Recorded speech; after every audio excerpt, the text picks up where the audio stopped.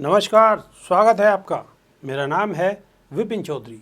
आज बात होगी दलितों पर हो रहे अत्याचार की। आखिर दलितों पर अत्याचार क्यों होता है? आखिर दलितों के साथ नाइंसाफ़ी क्यों होती है?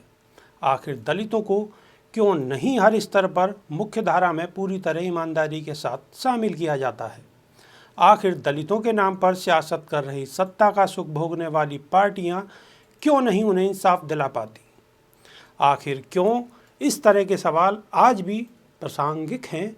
अब आप इसे ऐसे भी समझ सकते हैं कि आज भी विकसित समाज का दम भरने वाले इस दौर में आखिर क्यों इस तरह की खबरों का सिलसिला नहीं रुक पा रहा है।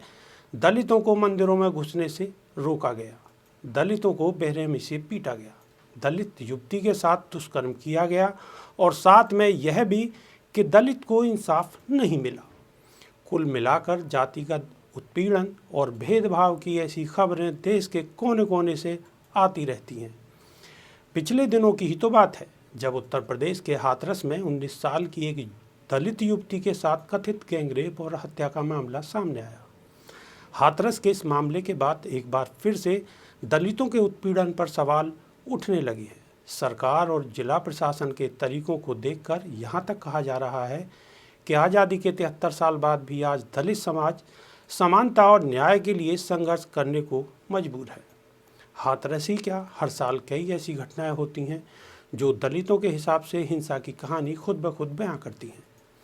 मिसाल के तौर पर 2015 में राजस्थान में डगावास में दलितों के खिलाफ हिंसा, 2016 में रोहित वेमुला की आत्महत्या, 2016 में ही तमिलनाडु में 17 साल की दलित लड़की का गैंगरेप और हत्या, 2017 में तेज आवाज़ में म्यूजिक बजाने की वजह से यूपी के सहारनपुर में जातीय हिंसा, 2018 में महाराष्ट्र के भीमा कोरेगांव में हिंसा और 2019 में तथाकथित रात जातीय उत्पीड़न से तंग आकर डॉक्टर पायल तड़वी की आत्महत्या।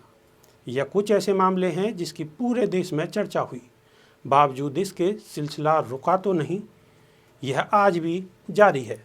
अगर ऊपर कही बातें आपको गलत लगती हैं तो इसकी तस्दीक राष्ट्रीय अपराध रिकॉर्ड ब्यूरो यानी NCRB के हालिया आंकड़ों से हो जाती है। आंकड़ों के मुताबिक दलित के खिलाफ अत्याचार के मामले कम होने के बजाय बढ़े हैं। NCRB ने हाल ही में भारत में अपराध के साल 2019 के आंकड़े जारी किए, जिनके मुताबिक अनुसूचित जाति के साथ अपराध के मामले में वर्ष 2019 में 7.3% का इजाफा हुआ है, जहां 2018 में 42,793 मामले दर्ज हुए थे। वहीं 2019 में 45,935 मामले सामने आए हैं। इनमें मारपीट के 13,273 मामले, अनुसूचित जाति जनजाति अत्याचार निवारण कानून के तहत 4,129 मामले और रेप के 3,440 मामले दर्ज किए गए हैं।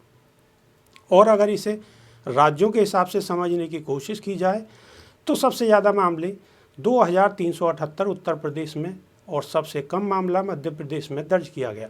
हालांकि जम्मू कश्मीर, मणिपुर, मेघालय, मिजोरम, नागालैंड और त्रिपुरा ऐसे राज्य हैं जहां SC/ST अधिनियम में कोई भी मामला दर्ज नहीं किया गया, या यह कह सकते हैं कि कोई मामला सामने नहीं आया।